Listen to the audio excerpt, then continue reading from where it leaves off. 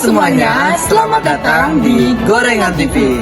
Berdirinya kami di sini akan membawa kalian ke dalam acara Garing Zone. Sebelumnya, perkenalkan nama saya Rizky Putra Prasetya dan rekan saya Alexa Afriel Sinaga. Selamat menyaksikan. Mari kita nonton pementasan liburan Kuli Bangunan.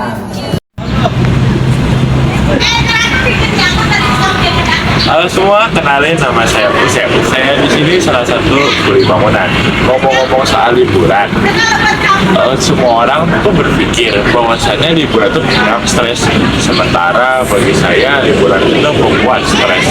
Lalu ketika liburan, semua orang merencanakan pergi kemana-mana. Sementara saya mencari alasan kemana-mana. Anak saya minta liburan. Ke depan yuk. Jakartanya banjir. Ya udah ke Tangkuban Perahu aja. Perahunya bocor. Dasar bapak kere. I know. Anak saya memang jarang liburan. Sekali saya ajak ke tempat kerja saya, malah dikira tamasya. Bisa nego, mengikut batal. Orang lain bisa nego di rumah. Anak saya bisa nego jadi kandang monyet. Pas pulang, ditanya sama istri saya.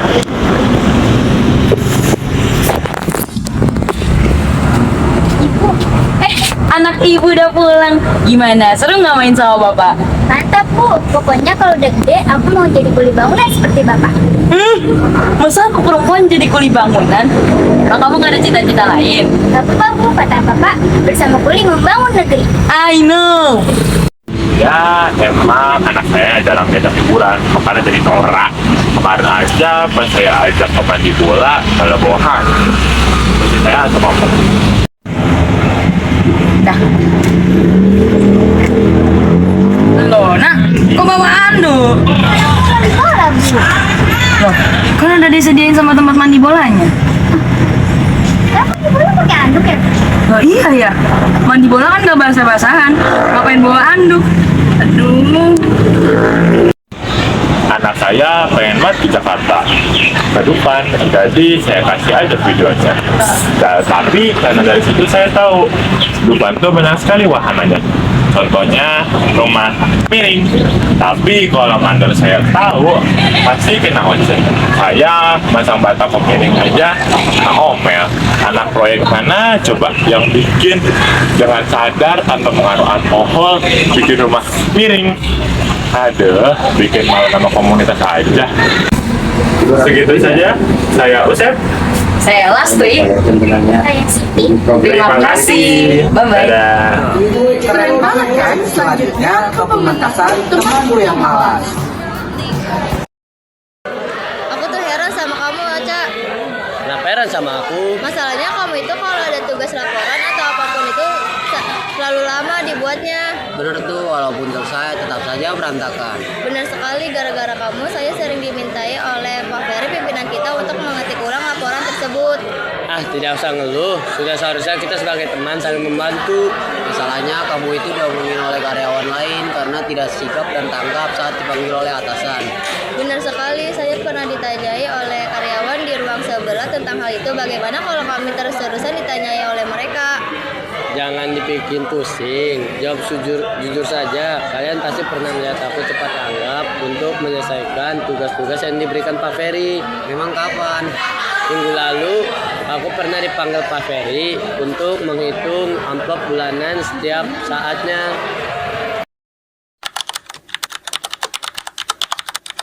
Selamat pagi semuanya, saya Nadil Arhan. Saat ini saya akan memberikan pertanyaan mengenai teks eksposisi kepada rekan saya Marina. Jadi, apa ciri khas struktur teks eksposisi yang membedakannya dari jenis teks lainnya? Teks eksposisi memiliki 3 bagian utama yang bertujuan memaparkan informasi secara objektif. Yang pertama ada tesis, pernyataan pendapat umum di awal teks, lalu yang kedua ada argumentasi, yang dimana rangkaian argumen yang didukung fakta dan bukti. Lalu yang terakhir ada penegasan ulang, yang dimana kesimpulan yang menegaskan kembali tesis. Oke, lalu bagaimana penulis teks eksposisi menggunakan fakta dan data untuk mendukung argumennya? Fakta dan data digunakan penulis teks eksposisi untuk memperkuat argumen, yang dimana menjadikan pendapat lebih kuat dan meyakinkan. Lalu yang kedua, membangun kredibilitas, yang dimana menunjukkan bahwa gagasan didukung oleh bukti, bukan hanya opini.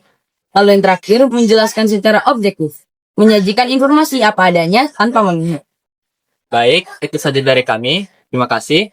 Sampai jumpa di sesi pertanyaan berikutnya.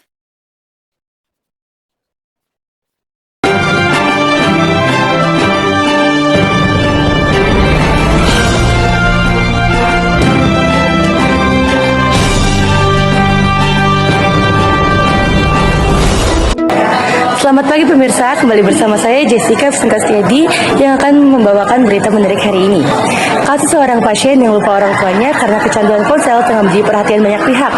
Pasien tersebut diketahui terlalu sering bermain ponsel hingga mengabaikan lingkungan sekitar, termasuk keluarga sendiri. Akibat kebiasaan itu, ia mengalami gangguan ingatan dan tidak lagi mengenali kedua orang tuanya. Peristiwa ini menjadi pengingat bahwa kita semua untuk lebih bijak dalam menggunakan teknologi. Gunakan ponsel seperlunya dan jangan sampai membuat kita lupa pada kasih sayang orang tua yang selalu ada untuk kita. Baik, di sini saya sudah menemukan satu narasumber dan juga pewawancara. Apakah sudah terhubung? Baik, saya Alexa sebagai pewawancara sudah terhubung di lokasi. Seorang pasien remaja 16 tahun dirujuk dengan keluhan utama gangguan memori dan perubahan perilaku yang signifikan. Setelah lebih dari 2 tahun menghabiskan waktu 12 jam sampai 14 jam sehari menggunakan ponsel untuk game daring dan media sosial. Orang tua melaporkan bahwa pasien seringkali lupa nama dan wajah anggota keluarga dekat, termasuk mereka sendiri, menunjukkan apatis terhadap interaksi sosial dunia nyata dan mengalami kesulitan fokus dan tugas sekolah. Baik, saya sudah menemukan narasumbernya. Sebelah saya dengan siapa? Dengan Ibu Andini. Oke, dengan Ibu Andini. Saya ingin menanyakan bagaimana menurut Anda menyikapi agar pasien tidak kecanduan lagi dengan ponsel? Baik, menurut saya adalah kurangi bermain HP berlebihan, serta kurangi sedikit demi sedikit. Kedua, cari hobi atau kegiatan lain seperti bermain, bermasak, terus berolahraga, serta menggambar, kayak gitu. Untuk menggantikan waktu HP, ini melatih otak agar senang dengan hal-hal yang asli. Orang tua juga harus memaksa menciptakan waktu bersama tanpa HP. Contohnya berinteraksi, bercerita, dan melakukan kegiatan bersama untuk membangun kembali ikatan emosi dan mengaktifkan kembali ingatan sosial anak. Seperti itu ya Ibu Andini? Ya. Baik, terima kasih banyak untuk Ibu Andini atas jawabannya. Sekian breaking news kali ini, saya tutup. Terima kasih. Demikian berita pagi ini, saya Jessica pamit undur diri. Terima kasih dan sampai jumpa. Mari kita lihat teman kita yang ketahuan nyetek. Alexa, coba kamu kerjakan soal ini.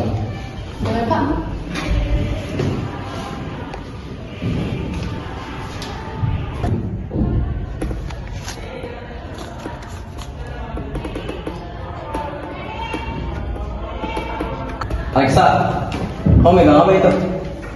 Ini salinan catatan tadi, Pak. Emang cita-cita kamu jadi apa? Pejabat, Pak. Bagaimana bisa jadi pejabat? Kalau ujian-ujiannya saja kamu ngepek. Saya minta maaf ya, Pak. Kan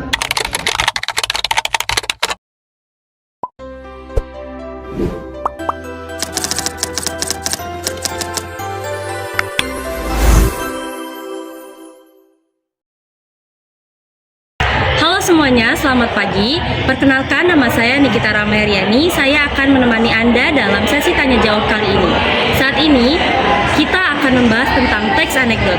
Saya bersama rekan saya yang akan menjawab pertanyaan seputar teks anekdot, yaitu Raisya. Oke, pertanyaan pertama. Menurut Anda, apa yang biasanya disajikan dalam bagian orientasi teks anekdot? Yang biasa disajikan dalam bagian orientasi teks anekdot itu merupakan bagian pembuka cerita yang biasanya terdapat kenalan tokoh atau latar kejadian. Pada bagian ini, cerita awal akan menjadi konflik atau permasalahan. Oke, selanjutnya pertanyaan terakhir. Apa fungsi dari bagian koda dalam teks anekdot? Fungsi dari bagian koda dalam teks anekdot itu merupakan bagian akhir cerita yang menandai bahwa peristiwa sudah selesai. Biasanya dalam koda dimuat komentar atau sikap dari sebuah reaksi. Keberadaannya juga bersifat opsional. Nah, Betul sekali nih teman-teman. Jadi itu dia sekilas seputar teks anekdot yang mungkin umum dan perlu kita ketahui. Sampai jumpa di sesi tanya jawab berikutnya dengan rekan saya yang lain. Saat kumpul bersama untuk menyelesaikan tugas, suasana hangat dan semangat adalah kunci. Hadirkan momen yang menyenangkan dengan Popmi. Hanya dalam satu seduhan, cita rasa gurihnya siap menemani kebersamaan Anda.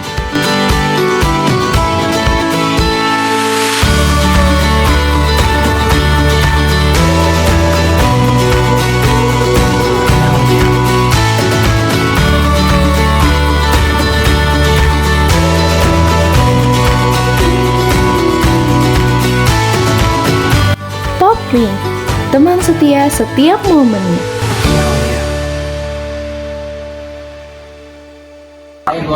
Selanjutnya ke pementasan jika aku jadi orang kaya.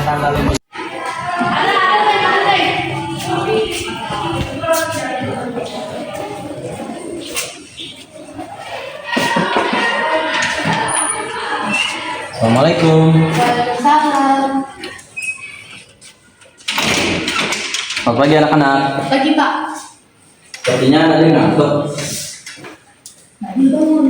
Iya. Karena Nadine ngantuk, saya ingin menanyakan sesuatu. Apa tuh Pak?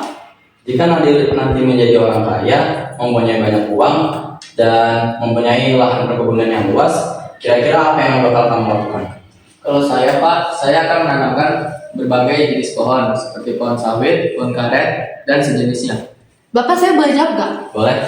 Kalau saya akan membeli banyak mesin penebang Loh, kenapa kamu ingin membeli mesin penebang? supaya saya bisa menebang berbagai tanaman yang ada di kebun saya, sehingga saya bisa mendirikan berbagai pusat perbelanjaan seperti apartemen, pasar, mal, dan lain sebagainya. Bukan hanya itu yang dilakukan oleh konglomerat dan pejabat di luar sana. Tapi itu kan malah merusak lahan hijau di negeri kita. Tidak sih Pak, kan masih ada Nadil yang akan membuka lahan perkebunan jika dia sukses.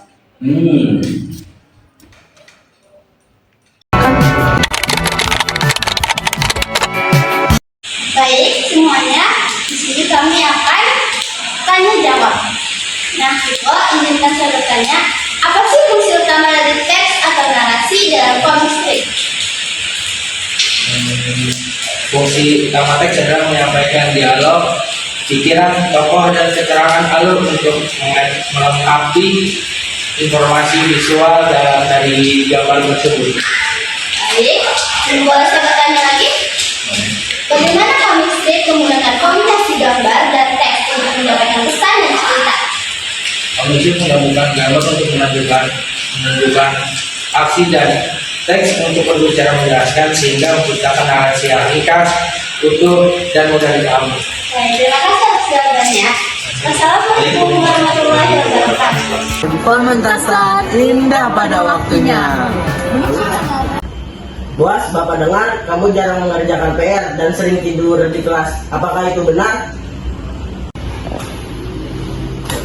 Ya, kenapa emang Pak? Bos, bukannya kamu selepas SMA ingin jadi polisi? Kok Bapak tahu?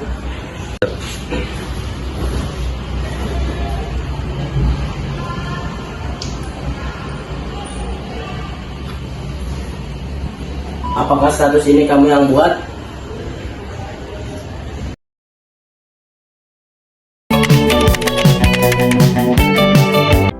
Apa yang dimaksud dengan lawakan tunggal? Lawakan tunggal atau stand up comedy adalah pertunjukan humor yang dibawakan oleh satu orang di depan penonton dengan gaya berbicara langsung, biasanya berisi cerita lucu atau pandangan tentang kehidupan sehari-hari. Mengapa dalam menampilkan lawakan tunggal perlu dilakukan secara santun? Karena kesatuan menunjukkan sikap menghargai penonton dan orang lain. Lawakan yang santun tidak menyinggung suku, agama, ras, atau kondisi seseorang, sehingga semua penonton bisa tertawa tanpa merasa disakiti. Apa saja ciri-ciri lawakan tunggal yang santun? 1. Menggunakan bahasa sopan dan santun dan mudah dipahami. 2. Tidak menyinggung fisik, agama, atau latar belakang orang lain. 3. Mengandung pesan positif dan nilai moral. Yang keempat, disampaikan dengan ekspresi dan intonasi yang menarik tetapi tetap sopan. Kalian bingung contohnya gimana? Langsung aja kita lihat contohnya. Kamu ngerasain gak sih tugas sekolah tuh kayak cinta? Maksudnya gimana tuh? Datangnya tiba-tiba berat, tapi kalau nggak dikerjain bikin nyesek. Kamu punya gagasan nih, gimana kalau tiap hari Senin dan hari rebahan nasional? Wah, idenya menarik, tapi nanti siapa yang kerja? Kan kerja bisa rebahan, tapi niatnya tidak lurus. Kamu tahu gak aku bisa berhenti minta? Enggak. Hujan, berhenti. Oh nggak berhenti hujannya? Hujannya nggak punya kuping berarti.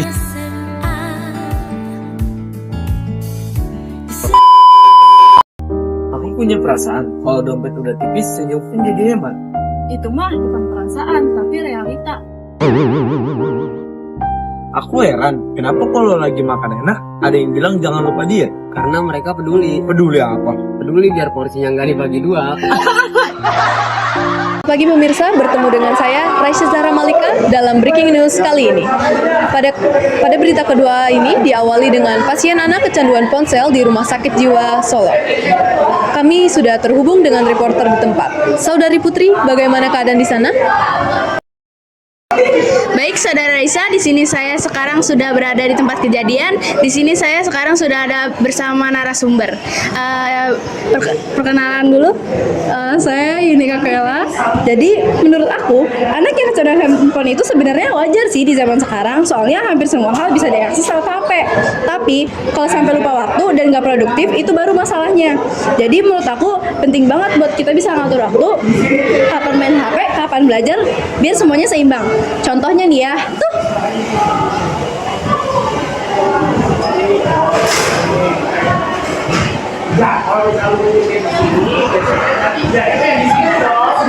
Oke, baik.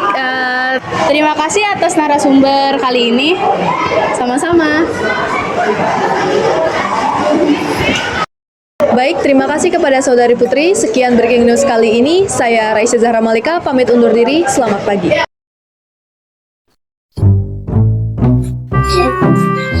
Banyak pada lagi ngapain?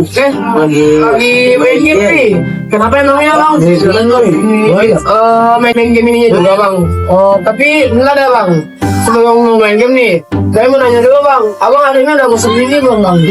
Aduh pantesan bang. Soalnya maaf ya bang, saya bukan nyapa. Saya rasa abang nakanya tuh agak bau gitu bang. Abang udah bosan ini bang hari ini. Pantesan bang. Saya nggak tahu juga. Coba aku terus tuh. Jadi abang agak gitu. Coba bang bosan kayak gitu mau kita gini. Oke, udah dulu bang ya. Oke bang.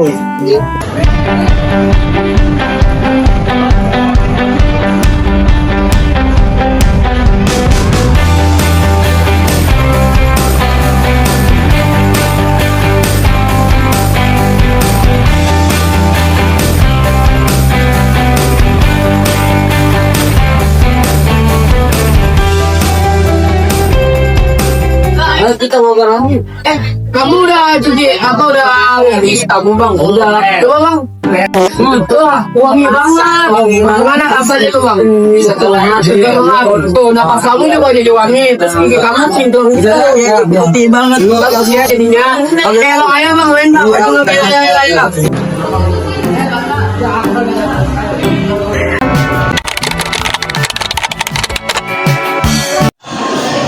Assalamualaikum warahmatullahi wabarakatuh. Selamat siang semua. Perkenalkan, saya Atala Putra Fabiano. Saya di sini ingin menanyakan beberapa hal kepada rekan saya yaitu Auliadi Cantika Putri. Baik, saya mulai. Pertama, apa kelebihan menggunakan infografik dibandingkan dengan teks biasa dalam menyampaikan informasi? Nah, infografik lebih unggul daripada teks biasa karena dapat menyederhanakan informasi kompleks menjadi visual yang lebih menarik, lebih mudah diingat, dan lebih cepat diproses oleh otak. Oh, baik. Selanjutnya, apa jenis informasi yang paling efektif disajikan dalam bentuk infografik? Jenis informasi yang paling efektif disajikan dalam infografik adalah data kuantitatif, perbandingan, proses yang kompleks, dan informasi yang berbasis teks. Infografik dapat menyajikan data numerik atau statistik, geografis atau peta, dan alur kerja atau langkah-langkah yang menurut disesuaikan agar lebih mudah dipahami, disajikan dalam format visual yang lebih menarik. Baik, itu saja. Terima kasih dari kami. Assalamualaikum warahmatullahi wabarakatuh. Dan yang terakhir, pembatasan sampah dan pelayaran. Bisa membuang sampah sembarangan. Sebagai ketua kelas, saya merasa wajib mengingatkan akan kelas ini.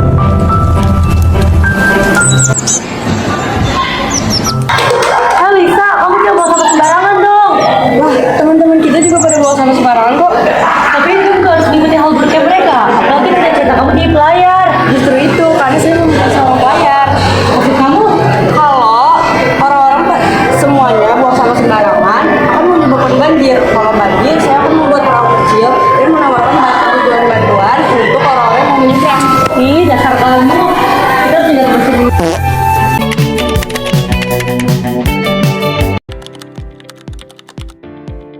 Bagaimana pendapat Anda tentang penggunaan media sosial di kalangan remaja? Apa manfaat dan kerugian yang akan timbul? Gagasan, media sosial adalah alat yang menghubungkan orang di seluruh dunia.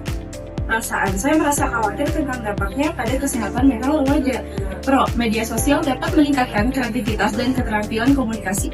Kontra, terlalu banyak waktu di media sosial dapat menyebabkan kecanduan dan isolasi sosial. Apa pandangan Anda tentang kebijakan pemerintah terkait dengan kenaikan harga bahan bakar? Apa dampaknya bagi masyarakat?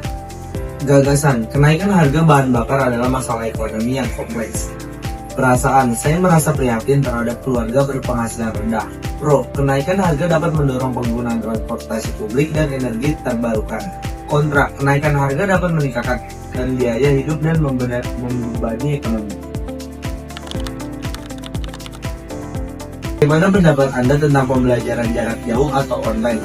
Apa kelebihan dan kekurangannya dibandingkan dengan pembelajaran tatap muka? Gagasan, pembelajaran jarak jauh adalah alternatif pendidikan yang fleksibel. Perasaan, saya merasa senang karena ini memberikan kesempatan bagi banyak orang. Pro, pembelajaran jarak jauh lebih fleksibel dan dapat diakses dari mana saja. Kontra, kurangnya interaksi sosial dan kesulitan dalam menjaga motivasi belajar. Penjelasan, gagasan, menyajikan pemikiran atau konsep dasar tentang topik tersebut. Perasaan, mengungkapkan emosi atau sentimen pribadi terkait topik. Pro, menyebutkan argumen atau manfaat yang mendukung topik. Kontra, menyebutkan argumen atau kerugian yang menentang topik. Demikianlah video talk show kelompok genap kelas 10-2 SMA Negeri 1 Cilengsi 2025. Terima kasih.